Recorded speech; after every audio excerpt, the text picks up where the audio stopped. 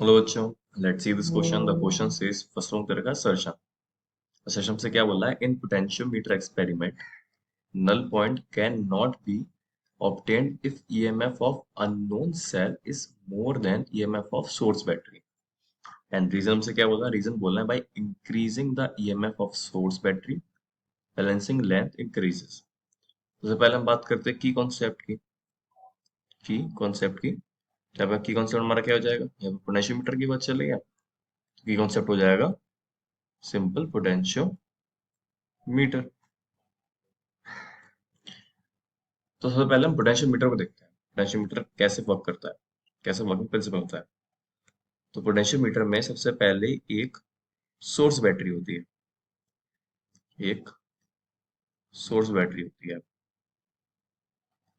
उससे कनेक्टेड होता है हमारा रियोस्टेट, जो हमको डिफरेंट रेजिस्टेंस प्रोवाइड करता है.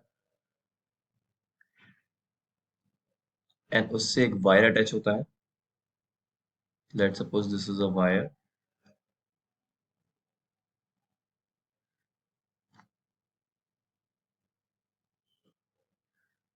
एंड इन सबसे एक पैरेलल में एक दूसरी अनदर अननोन बैटरी जुड़ी होती है. लेट सपोज ये वो बैटरी है. एंड एक गैल्वेनोमीटर कनेक्टेड होता है. एंड एक जॉकी. तो ये अपना E1 हो गया सोर्स बैटरी. ये अपना वायर हो गया जिसकी रेजिस्टेंस है R, लेंथ है L. ये अपना जॉकी हो गया. ये अपना अननोन बैटरी हो गई जिसका हमको EMF फाइंड करना होता है. तो जो ये पोटेंशियोमीटर होता है, पूरा पोटेंशियोमीटर होता है. तो पोटेंशियोमीटर किस प्रिंसिपल वर्क करता है? वो वर्क करता है पोटेंशियल ग्रेडियंट पे. पोटेंशियल ग्रेड पे वर्क करता है. तो सबसे पहले वो क्या बोल रहा है? तो पहले इसका पूरी अच्छे से समझ लेते हैं कि किस तरीके से वर्किंग है इसकी. तो जैसे ये हमारा सोर्स बैटरी है, दैट इज E1. और हमने मान लेते हैं हमने रियोस्टेट कोई भी रेजिस्टेंस स्मॉल r पे सेट कर रखा है. तो ये जो वायर है इसको हम ए बी वायर मान लेते हैं. A B wire. इस पूरे सर्किट में करंट कितना होगा? वो होगा E1, जो हमारा पोटेंशियल है, upon R plus R. R हो गया इसका रेजिस्टेंस. तो पोटेंशियल अपॉन टोटल रेजिस्टेंस ये हो गया हमारा करंट इन दिस सर्किट. ये हमारा करंट हो गया. अब इस वायर के अक्रॉस कितना पोटेंशियल होगा? तो इस करंट की मल्टीप्लाई हम करा देंगे रेजिस्टेंस है, वायर का रेजिस्टेंस है, तो ये हो गया R. तो ये क्या हो जाएगा? ये हो जाएगा पोटेंशियल अक्रॉस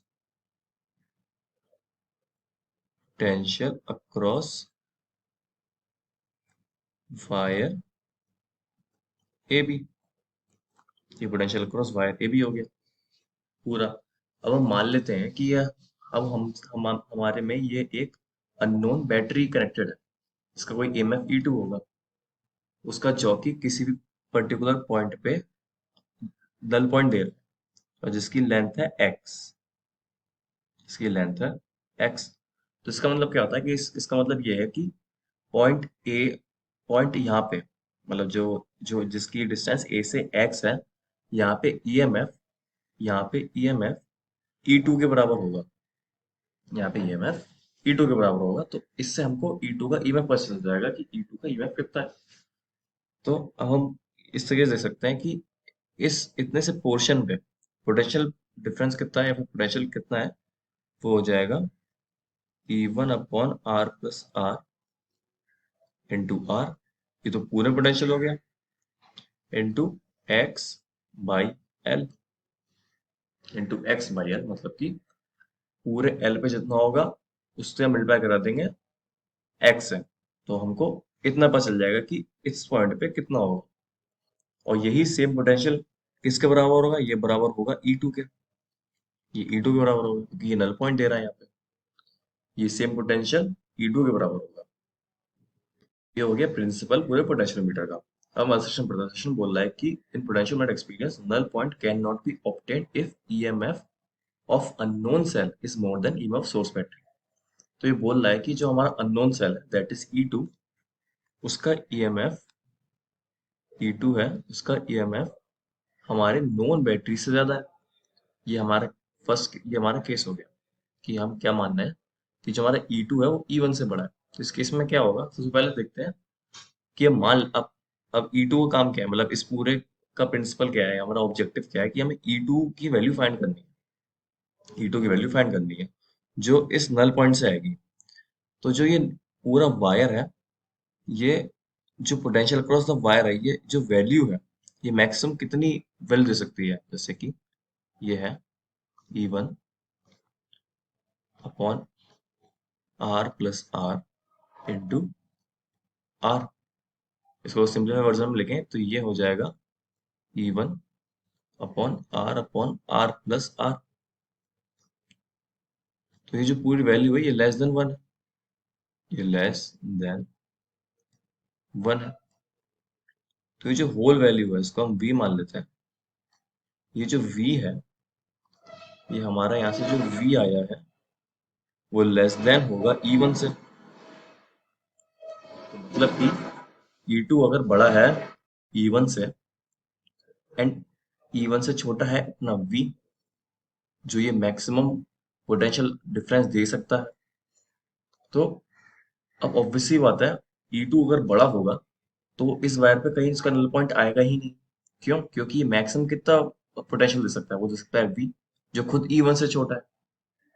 तो अगर हमको पोटेंशियल मीटर की वर्किंग सही करनी है तो जो E2 होना चाहिए वो E1 से छोटा होना चाहिए। तो हमारा सेशन ठीक हो जाएगा कि अगर अननोन सेल का ईएमएफ ज्यादा है सोर्स बैटरी से, तो नल पॉइंट अब ऑब्टेन कर ही नहीं पाएंगे। क्यों? क्योंकि null point maximum V voltage दे सकता है जो खुद E1 से छोटा है। तो हमारा सेशन गलत हो जाएगा। रीजन पढ़ते, रीजन क्या बोल रहा है, by increasing the EMF of source battery balancing length increase.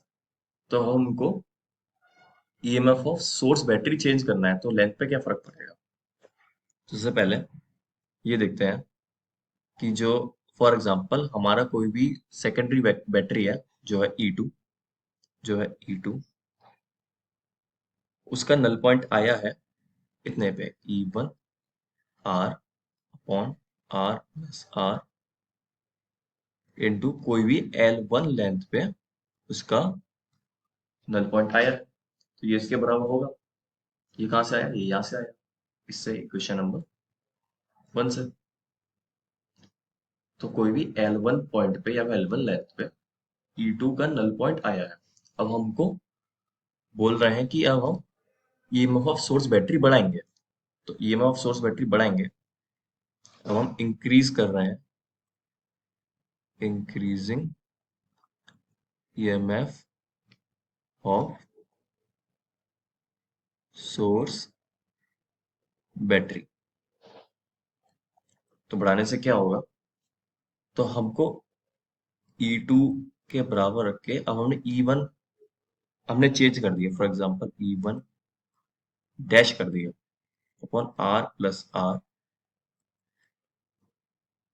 अब उसका हम अब अगर हमने E1 चेंज करा है तो ऑब्वियसली बात उसका नल पॉइंट भी चेंज होगा। तो नल पॉइंट हो गया L2 अपॉन L।